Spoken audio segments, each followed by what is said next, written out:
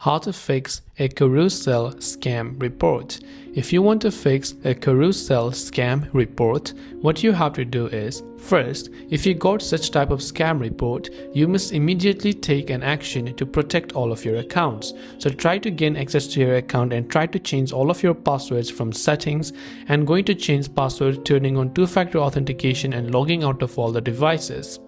You must also report the incident to the Carousell app and report it to the police or relevant authorities. You must also block any cards, because if you have added any type of payment method within your Carousell account, what happens is the person who got access to your account might have access to those as well. So you can try to reset those as well, and you can go ahead and then try to call your card provider and ask them to go ahead and then turn it off. So these are the couple of steps that you can take. If you have got any further questions, do feel free to leave them down below. Thanks for watching and see you soon in the next video.